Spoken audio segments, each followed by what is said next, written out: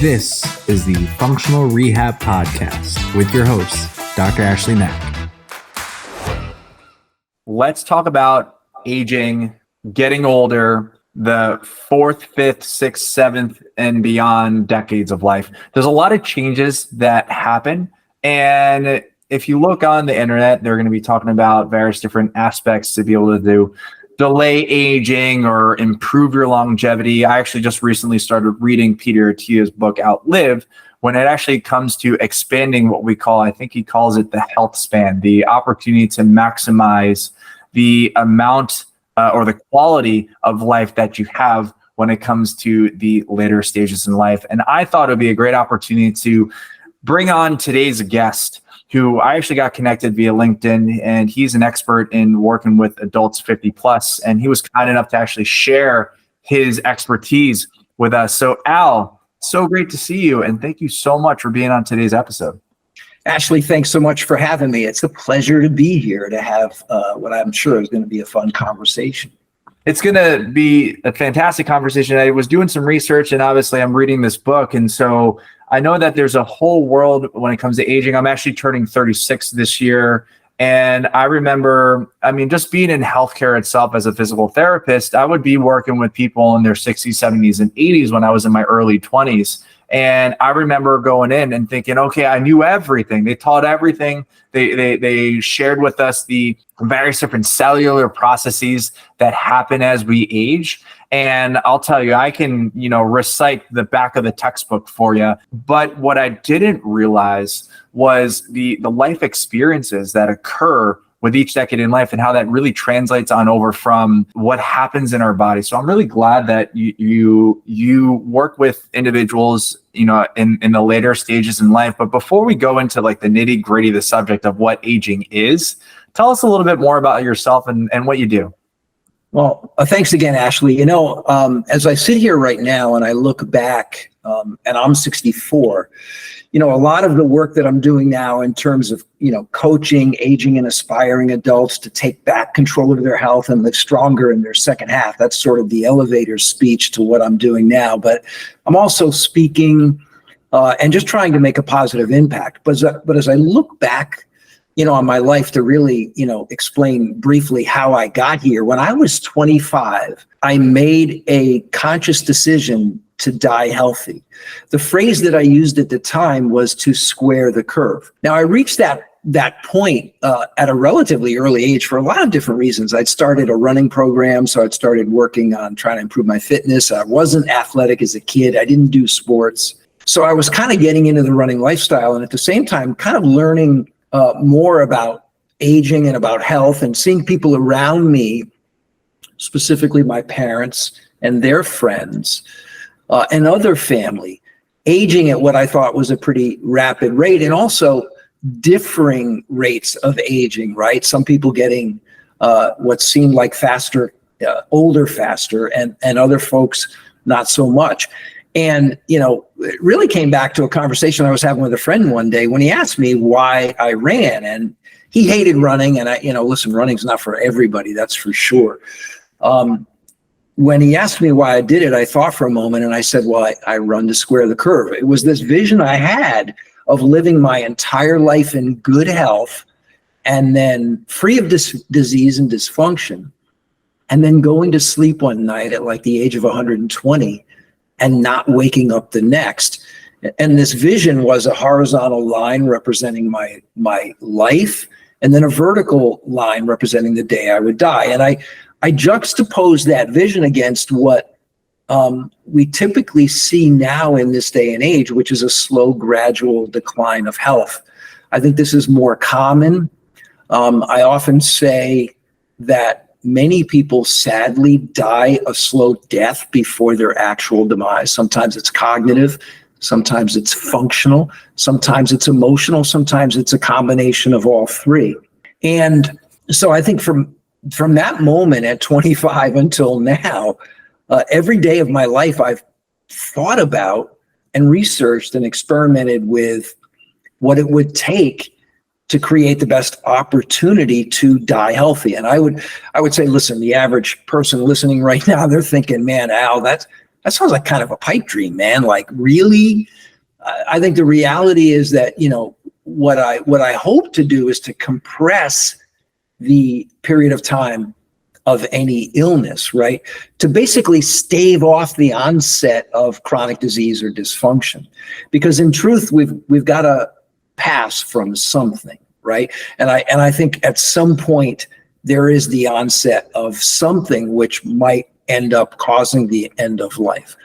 So in truth, I think it's very realistic to say, hey, can I delay the onset of these diseases or some illness and compress this period of suffering? Because I think, you know, again, to juxtapose that to where we are now as a culture, as a society, Ashley, where we see people living with diabetes, living with, you know, some form of dementia, living, if they're fortunate, with cancer, perhaps for decades, and suffering the consequences of side effects from medications, and how their life changes, and even more, perhaps importantly, how the life of their family and friends change, because inevitably we're impacted in often negative ways. You know, I'll often say to somebody my age, like, listen, the last thing you want to do is become a burden to somebody you love, right? Like your kids, you don't want to burden them with your health problems, but I think sometimes that's what happens. So I guess in a nutshell, it all started when I was 25, as you probably know. I wrote a book last year called Age Well and Feel Great. It actually was released prior to Peter's book. I reference him quite a bit in my own book, but that was my way of sharing what I've learned about how to, as you mentioned earlier, expand our health span versus our lifespan. To me, and I'll stop here, it is about the quality of the years, right? We know that health is to a large degree a mystery. There's a lot we don't know, but there's a lot we do know. And I think we all have the power to impact our health span. And that's what I'm passionate about.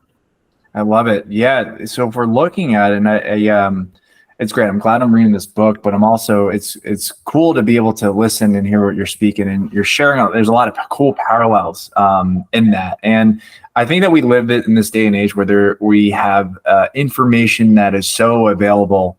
You know, you have Google, you have Amazon, you have podcasts like this that actually allow us to access some really important information. And we live in an age of information where we can take this and we can either listen to it and be like, yeah, we can just go out and live our lives, or do we take this information and can we act upon it? And that's the purpose of podcasts like this and my other podcasts, is to be able to leave this episode or these episodes with some form of action. And so I really appreciate you sharing that with me. And so and they got me thinking a lot about aging, because when I was 25 years old, I was young. Everyone in their 20s feels invincible, right? I'm in my 30s right now, turning 36.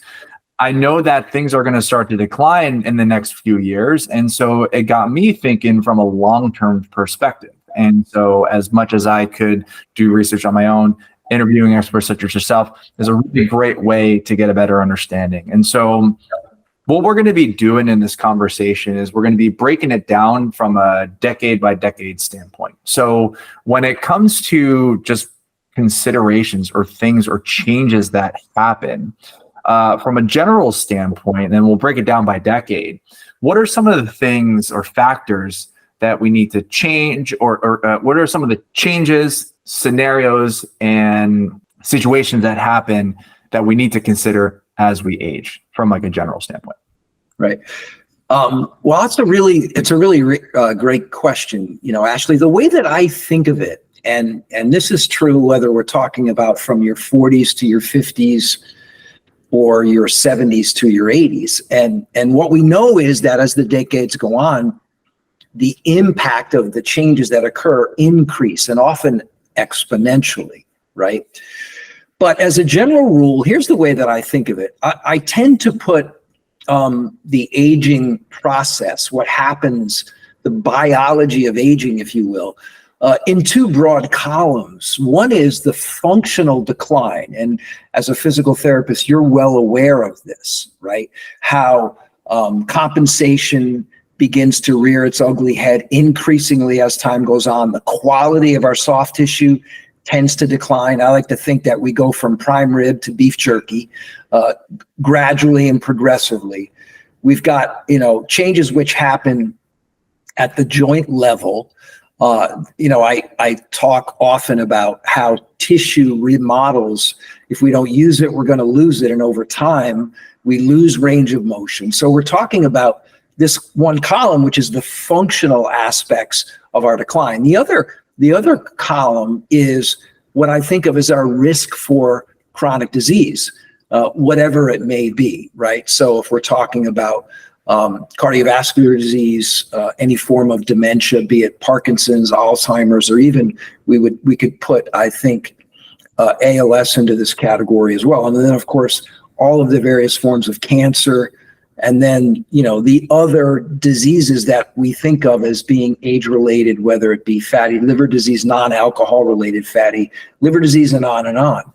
So to me, there are these two columns. And what's interesting is how these two columns, one the functional decline, one our risk for chronic disease, how they interrelate, right? So what's the impact of movement and muscle mass, specifically related to age-related muscle wasting or sarcopenia?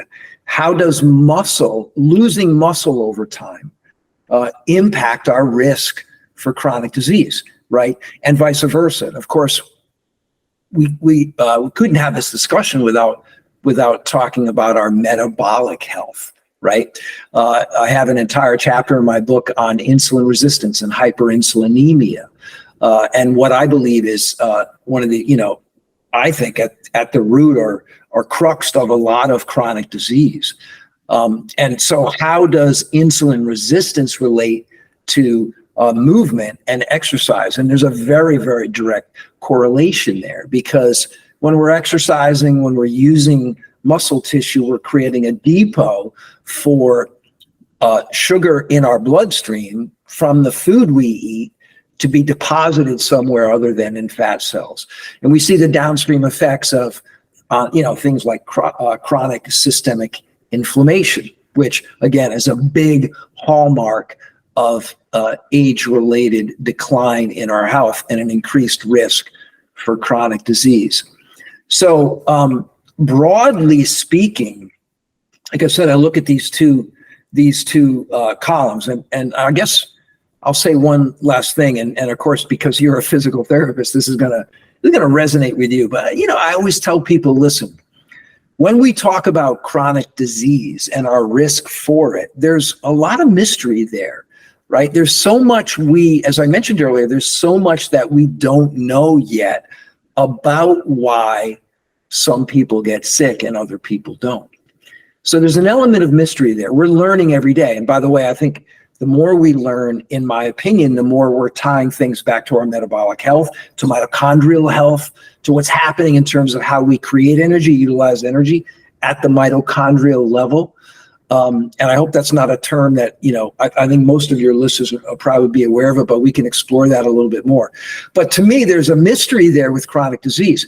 There's much less of a mystery with functional decline, right? Like I say to people every day, listen, there's no mystery. If you want to continue to move well and feel good and reduce your risk of age-related arthritic pain, of low back pain, of hip pain, you go down the list, right? There is very little that's a mystery about that. And as an aside, you probably are not aware of this, but I operated with a sports physician for about 8 or 9 years. I operated a gait analysis lab / clinic in my previous home state of Connecticut. So a lot of years of working with folks to help them maintain good function. I have an entire chapter in my book on the feet, where I talk about, the intrinsic muscles within the feet and how to strengthen and stabilize them so that you get good sensory input into the body, right?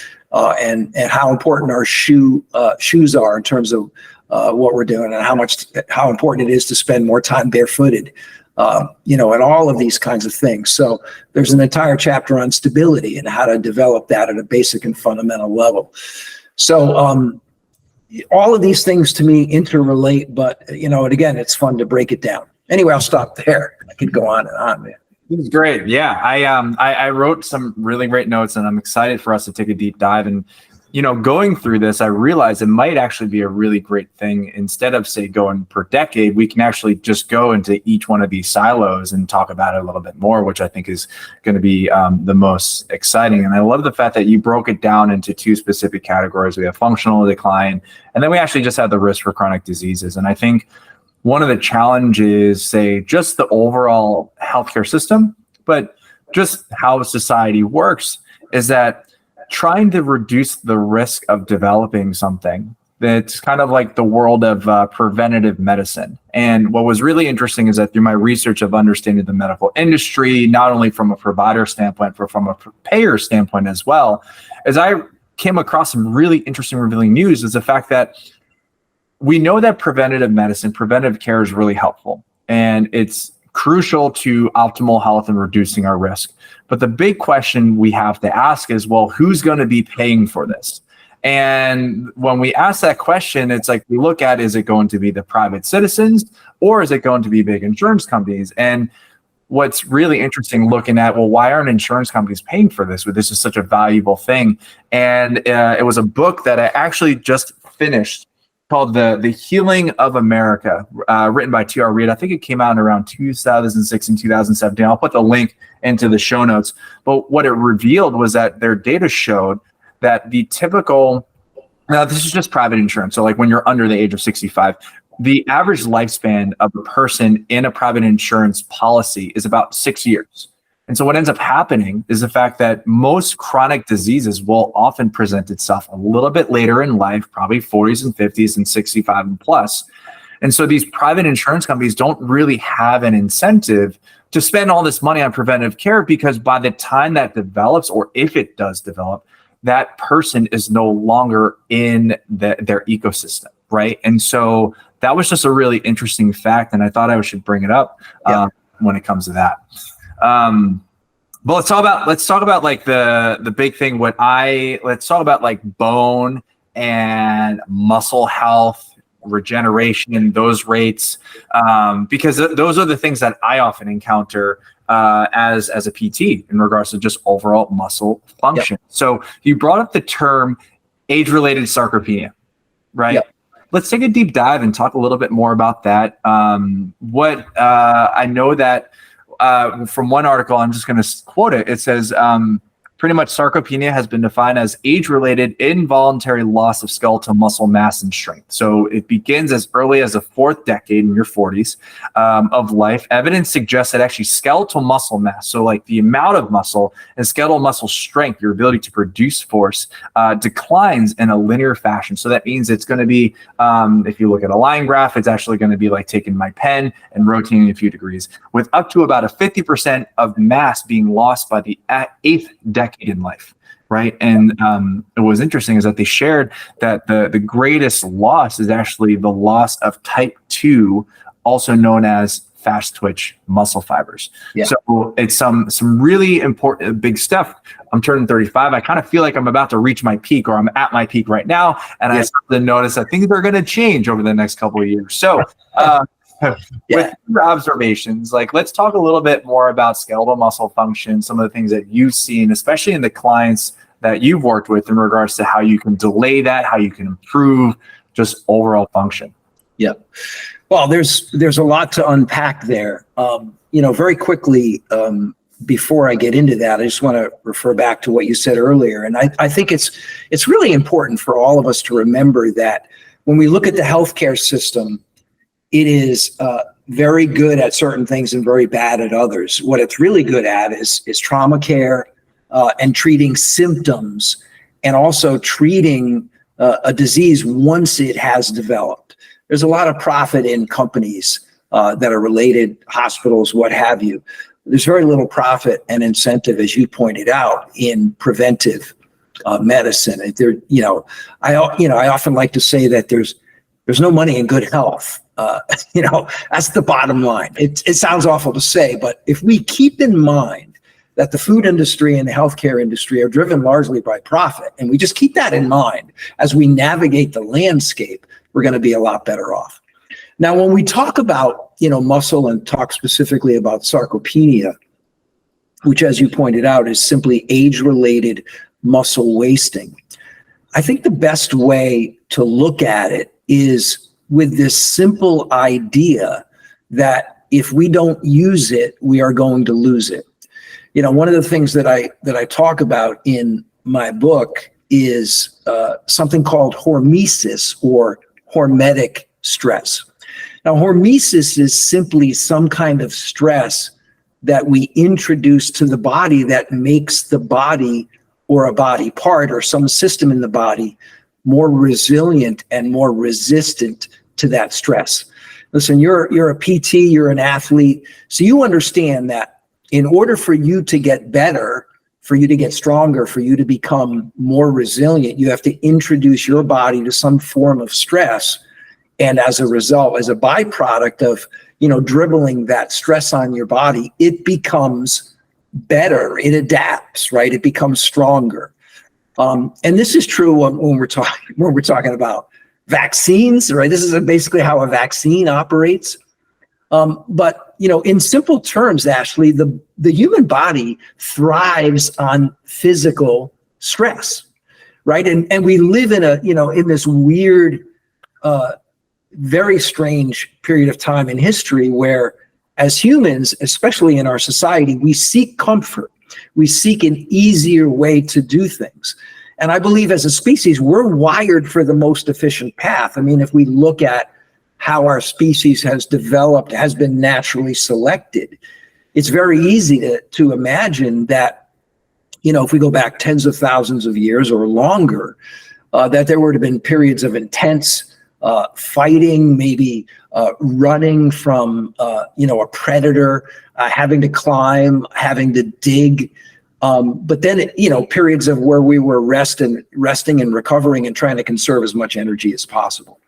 So the bottom, I've often said, listen, man, when our species left the food chain, that's kind of when the shit hit the fan. We, in some way, shape, or form, we've got to just accept the fact that when tissue turns over, and we know that cells turn over all of the time, that process is happening at every moment in every day. And when a cell turns over, whatever that cell may be, whether it's a liver cell or a muscle cell, specifically, since we're talking about muscle, one of the ways that cell knows how to turn over, what kind of cell to become, and you mentioned bone earlier, exactly the same thing. You've got osteoclasts, which are cells that break down bony tissue, and osteoblasts, which are cells which help reform bone tissue. So how does that cell know what to become and how to reform itself, and which cells are activated? And in simple terms, it's prior demand on the cell. Right? It's really simple. If you don't use a certain range of motion in a joint, you will gradually lose that range of motion. I've often said to someone, listen, if I took a 3-year-old, a very hypothetical situation, but I taught that 3-year-old how to do a full split, right? And I just said to that 3-year-old, just do that every day. Just do that every day of your life, right? Don't even think about it. When that 3-year-old was 95, they would still be doing that full split. And everybody would think it was like a circus trick, like, wow, you must have special genes, like, wow, your family must be amazing. Reality, all that person did was just perform that task every day, thereby asking their body to continue to hold on the ability to do that. So when we look at sarcopenia, bringing it back to this topic, we know that this process occurs. There's a lot of reasons why it happens. We also know there's an anabolic resistance that happens increasingly as we age. So it becomes harder to hold on to muscle, right? But the reality is that this process accelerates whenever we don't challenge muscle to continue, to be maintained. It's the bottom line is we need to stress these tissues And by way of stress, we can, let's just say, stave off this process of muscle wasting. I can tell you, I sit here at 64. I work with a lot of folks my age. I think I'm stronger now than I've ever been. I won't say I'm as fit overall. I mean, I can't. At one point when I was your age, I ran a 2:39 marathon. That's not happening again, ever, right?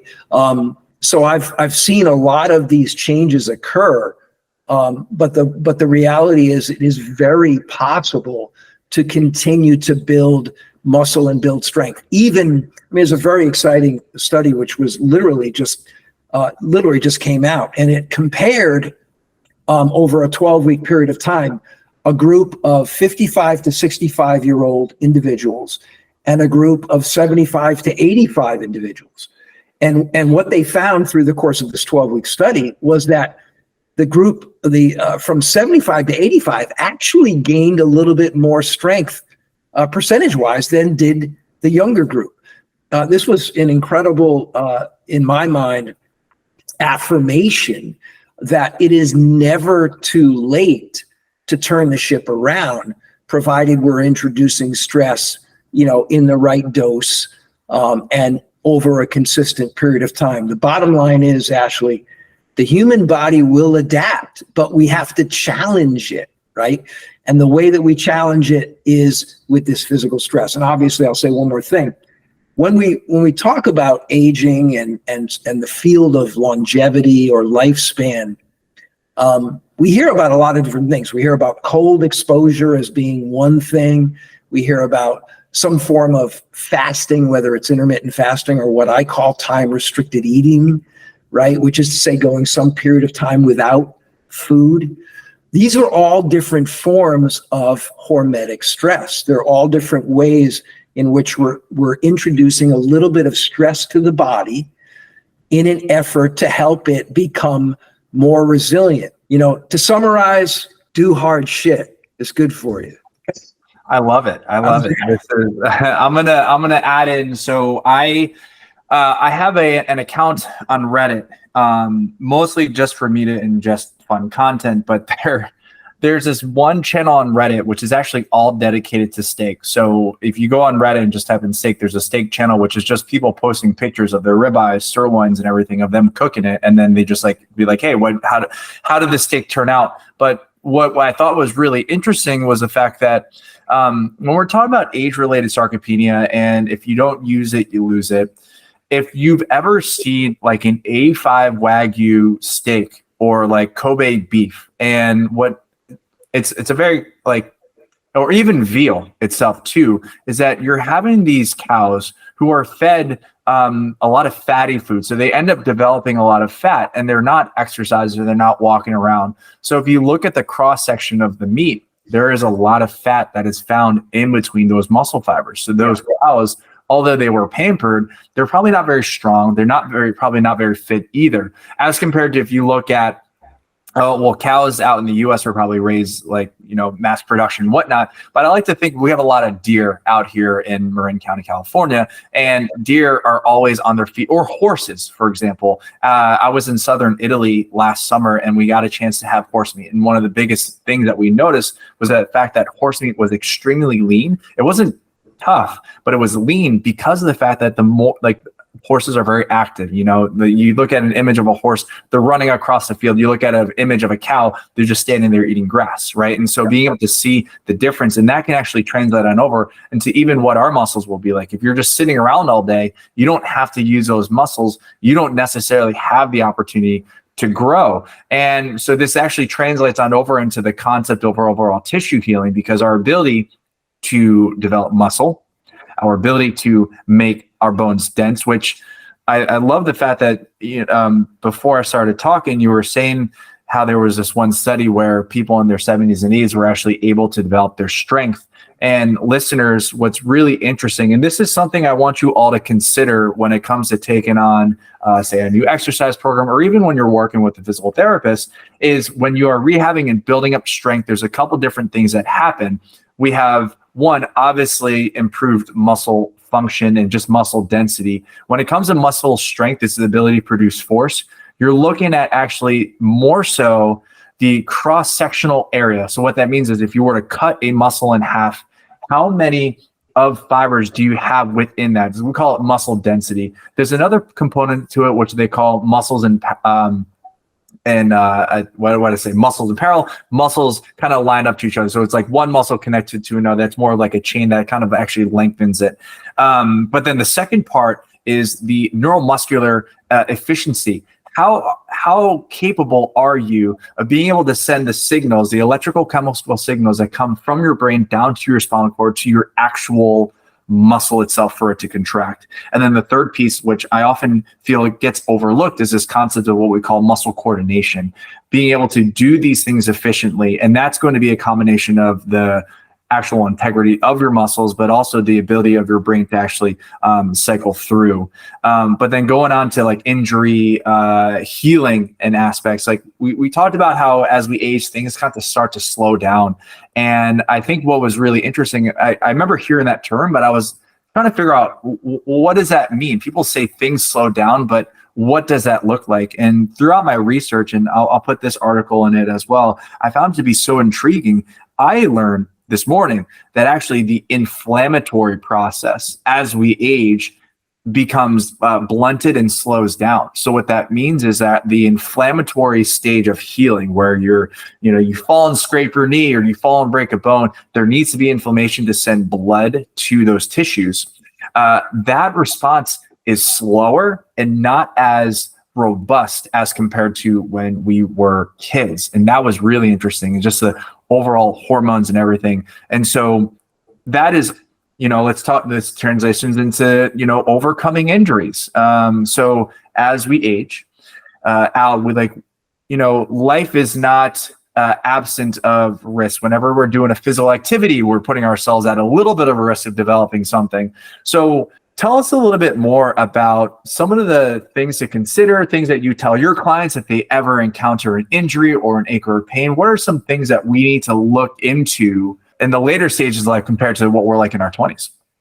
Well, you mentioned, the inflammatory process there. I mean, we can touch on that for a moment, because I think chronic systemic inflammation, which is different than the acute inflammatory process that happens in response to an injury or some kind of whatever it may be at the tissue level. We know, I think more and more every day, we're learning more and more every day that there is an element of inflammation associated with every single chronic disease. And it's pretty much accepted that there's a gradual increase in the level of systemic chronic inflammation in the body as we age.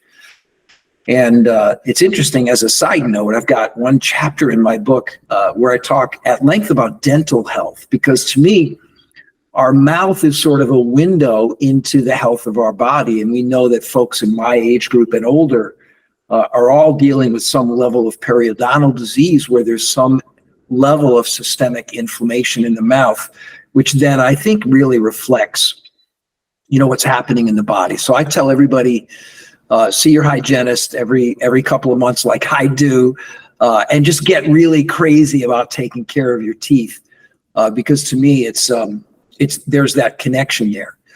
But looking more broadly, we know that there is a slowing or turning down of the overall immune system health as we age. This is the reason why folks who are older, actually at this time of year, Ashley, as an aside, we're talking about the month of January. There are more people that pass in January and February in the, elderly or very older age groups than at any other time of the year. And the reason for that is because this is the cold and flu season. So these are folks with compromised immune system health and resiliency who have existing other health issues, what are referred to as comorbidities. And so there's the onset of the flu or some other virus of some kind. And that can be the trigger that ends up, causing the demise of that individual. So how do we bolster our immune system health? That is to say, the immune response that deals with, for example, the onset of cancer. Like when we're younger, we could have cancer in some form or another, whether it be DNA or even epigenetically related in some way. That is to say, something in our environment like a pollutant or a plastic or something of that nature that causes this downstream effect, which initiates cancer. Well, in our 20s or 30s or 40s, our immune system might be able to handle that. But maybe in our 60s or 70s, it's not able to. So there's that process. But then there's the overall systemic or chronic inflammation within the body that is hugely important. Now, listen, we could literally have an entire podcast where we just talk about inflammation, because it's there's so many factors. But the root of what I believe is the reason for most chronic inflammation is the standard American diet. It's the amount of processed foods that is ubiquitous now in our culture, right? And these foods, these processed foods, are highly inflammatory, and they lead to unhealthy guts, which have a downstream effect on neurotransmitters and all kinds of other factors. So, one little sort of side note for your listeners: when I'm working or coaching an individual my age and we're working to help them improve their health, I'll always do blood work with those folks, and we'll do blood work on a regular basis, and we'll monitor certain biomarkers. To me, one of the most important biomarkers to monitor, among other things, is C-reactive protein, or the acronym is HSCRP, which is probably the best and simplest blood biomarker to reflect chronic inflammation in the body. So I get folks to really zero in on what that number is, because that number is telling us what is the level of chronic inflammation in the body. And then what can we do from a nutritional perspective, from an exercise perspective, and then, of course, sleep, which we haven't talked about, which is massively important. And, of course, stress and all the downstream effects of these other things in life, including having a mission and a purpose, and what you're doing for recreation and all these other factors. But all of these things impact systemic inflammation in the body. So I would just suggest to everybody, get some blood work, know what HSCRP is, and identify what is the normal range, and then start to figure out how you can lower that. And in many instances, it comes back to simply replacing processed food in some form with real food, right? And I'm a big fan. I consider myself, as I say in my book, I'm a plant-based meat eater. I believe the human species is omnivorous. I'm not a fan of taking entire food groups out of the diet. I have a chapter in the book. I had a lot of fun writing it too. Meat eaters versus vegetarians, who's right? And so I examined both perspectives, right? And I think, depending on where you're coming from, you can find problems with either perspective. I have an issue with folks who are extreme and exclusive carnivore. I think there are some things that they're missing, perhaps in plant-based foods. But similarly, I think folks that are, shying away from animal-sourced protein and other nutrients that can be in animal-sourced foods, I think they may be missing things as well. I'll just finish with this thought, which is there's no perfect diet for every person. I think each of us needs to find what works for ourselves. But like I said, I'm not a fan of going, I'm going to take this out, or I'm going to take this completely out. I like to look back as much as I can and learn as much as we can possibly know about how our ancestors might have eaten before the onset of the agricultural revolution, right? Which goes back thousands of years, but we can look over the last 50 years and see how much the food we're eating as a society has changed, and how as that food has changed, the rate of chronic disease has skyrocketed, and the overall health of everybody within our society has changed.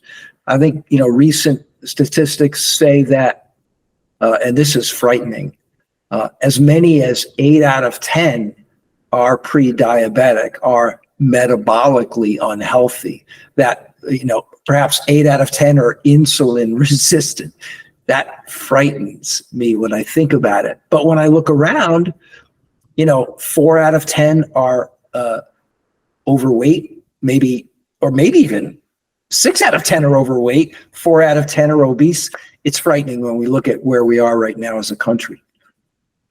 Yeah, it's really amazing amazing. Like, some people look at amazing being like, wow, that's great. It's actually quite shocking to see these statistics, and it's the evolution in regards to the food industry, pharmaceuticals. Again, it kind of, I mean, we can, we talk all day about, systems and how, making food accessible and all that other stuff. I'm right there with you. I'm a plant-based meat eater myself. I think that's what you said. I live out in Marin County, California. We have one of the largest farmers markets out here in Northern California.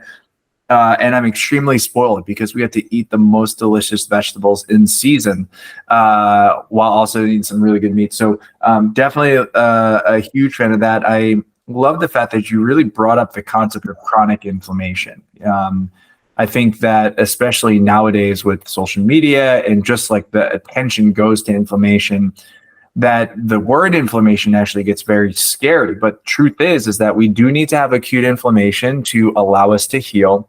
But when we are dealing with systemic chronic inflammation, that's where things actually start to become challenging. It slows us down. It actually increases the likelihood that we do develop these chronic diseases. And, when it comes to cellular turnover, and actually in regards to things slowing down, all of our cells in our body will live and die. And the natural cell death is what we call apoptosis. That's the medical term. But what happens is that what happens when you're younger is the fact that your cellular regeneration is a lot faster than how your cells die. And that's why at the time, she was my 2-year-old niece. I literally saw her, she fell face first into the ground and had a cut on her face. And then we literally just put Aquaphor on her face. And literally the next morning, 6 hours later, that cut was completely healed, right? But as we get a little bit older, those cuts take a little bit longer because of the fact that our actual tissue regeneration is slower. And that also, listeners, another interesting term that you can look up is this term telomere. This is actually where we go into a little bit deeper into our DNA. And our DNA will replicate with every cell replication, but they have these things called telomeres, which will actually dictate the amount of times there is an actual replication. And so that in itself also influences how we heal. And there's a book that I read, was called The Telomere Effect. It was ages ago, but the behaviors and things that we do on a daily basis will impact how our cells will function.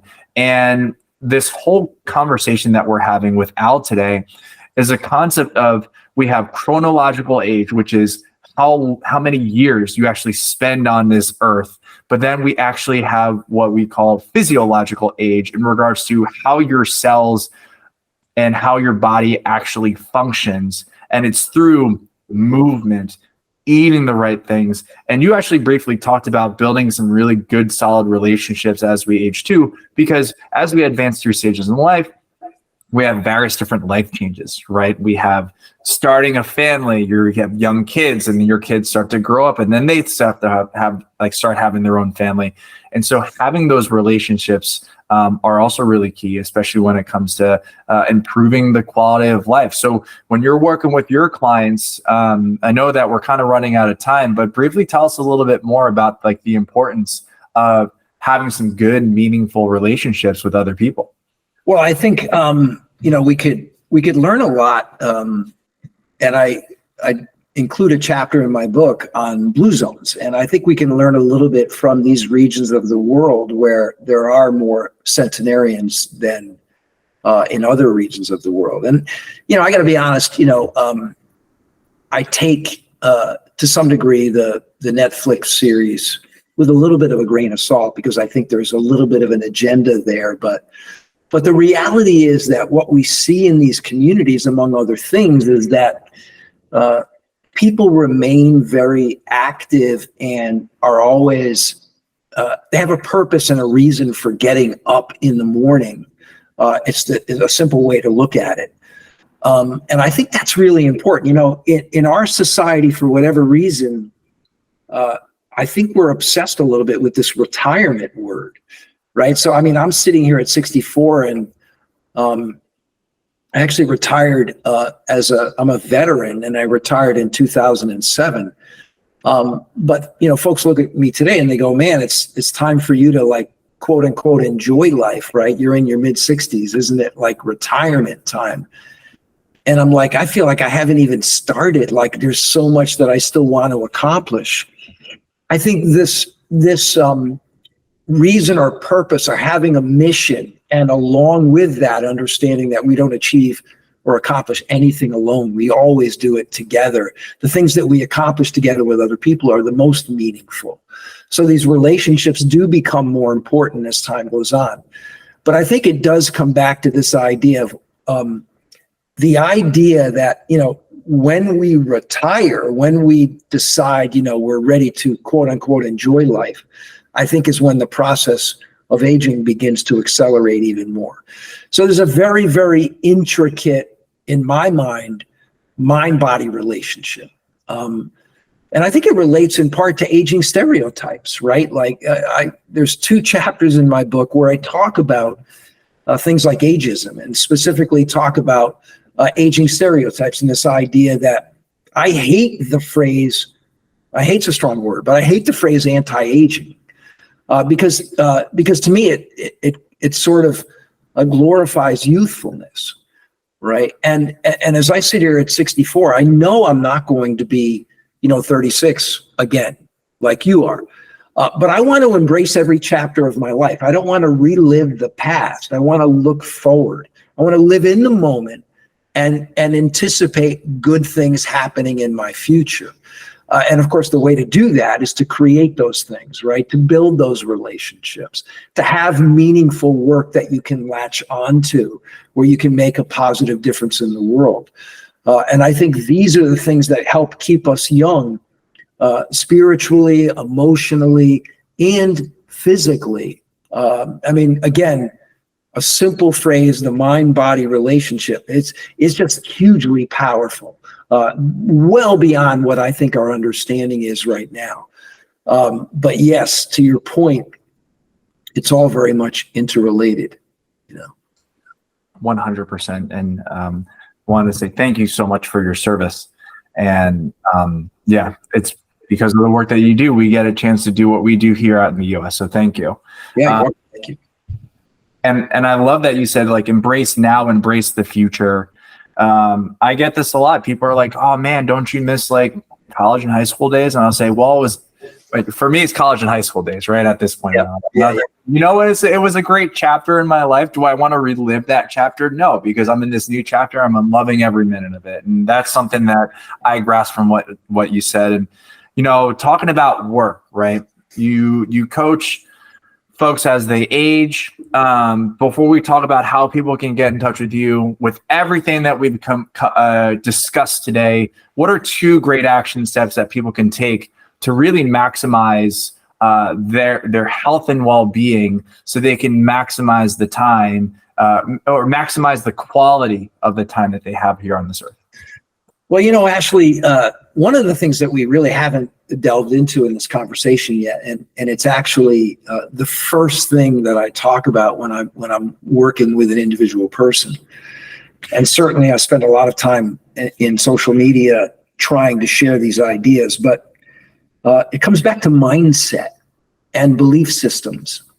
Because the reality is, you know, speaking to the folks who are listening right now, it's likely that a majority of those people have connected with you in some way, shape, or form. Perhaps they're already exercising. You know, they're already kind of like, you know, drinking the Kool-Aid a little bit, right? And we've got this one big, wonderful echo chamber where we can all just sit around and go, man, it's, jujitsu is great. It's great for mobility. Like you can't have any success in jujitsu unless you've got massive amounts of not only joint range of motion, but control of that range of motion at end range, strength, right? Which is how I define mobility, strength at end range. It's one big happy echo chamber, but the reality is that the overwhelming majority of people don't believe that their choices matter enough to change. And our brains are really, I think our brains are selected and wired to protect us from the unknown. Like people will go like, yeah, I know my life, my health could be better now than, but at least I know where I am now. Like, to go, that unknown is fear-based and it's scary. So I want, I think more than anything else, what I want to leave, at least now, your listeners with is this idea that we have to take a step back and really consider how we think about aging and how we think about our health. Are we going to put our heads in the sand and block our ears and go, oh, it's all about our genes. It's all about family history. My dad had a heart attack, so I'm probably going to have a heart attack. Or, my great-grandfather had cancer, so I'm probably going to have cancer. It is not about our DNA. It's a factor. Our genes are a factor, but what's as or more important is how the environment inside and outside of our bodies influences how that DNA is expressed. That's epigenetics or our epigenome. So our lifestyle, the science tells us unequivocally that our lifestyle determines about 80% of our health outcome. Do we believe that enough to try to start to make tiny little changes in our lifestyle, to try to start to, make one little change, which may be almost imperceptible because it's so small, but can we build on that consistently and start to, build motivation to take control of our health?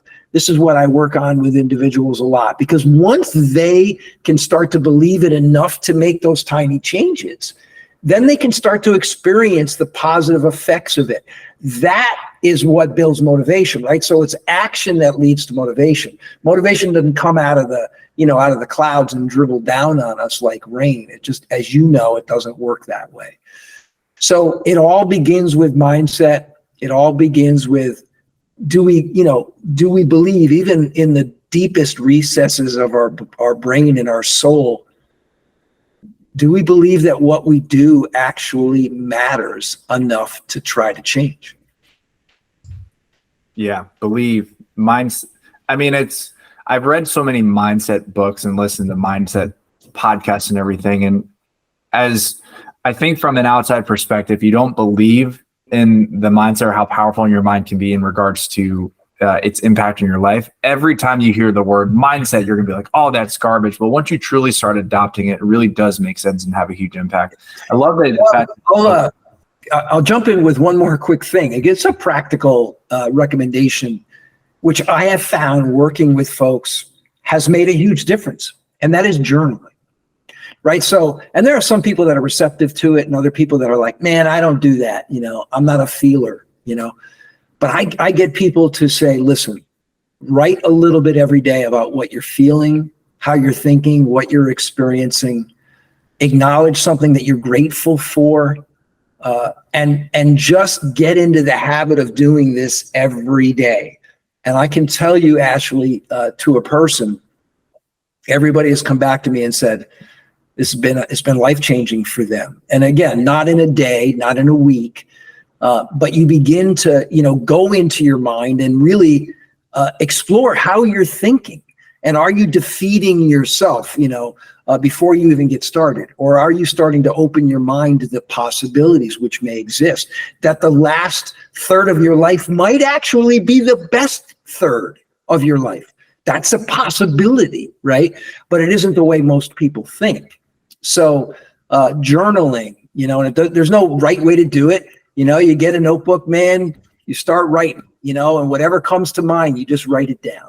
And it's been life-changing for many people. So I just throw that out there. I love it. Al, this has all been extremely eye-opening and helpful, and I'm so thankful for you sharing your expertise and especially how you help people, which then brings me to my last question. For the folks who are listening and need your help and are ready to make some changes, make the last third of their life the best third ever, what's the best way to get in touch with you? Well, the best way is probably through my website, theallyman.com. I am active on most of the social media platforms, although some more than others. I'm on Twitter at Coach Al, I think, Instagram, the Al Lyman, and obviously LinkedIn, where we connected. So I would say any of those. I mean, I'm really easy to find, very easy to get in touch with, but the website is probably a good place to start. I also have a different website, which emanated originally from the Gait Analysis Lab, which is pursuitathleticperformance.com. So on that website, I have 6 online courses, all under the umbrella Restore. So there's Restore the Foundation Program, Restore the Bodyweight Strength Program. These are easy to follow programs. If you enjoy exploring movement and exercise in the comfort of your own home with minimal equipment, they can be great programs to delve into, and they're relatively inexpensive. So there's another resource there as well. I know that's hard for some people who, don't enjoy exercise, and, to motivate themselves to, get out their phone and go, okay, he said to do this exercise this way. Oh, okay. But there are some people that I think that can be very successful for, if you're willing to just, put in a little bit of effort and time.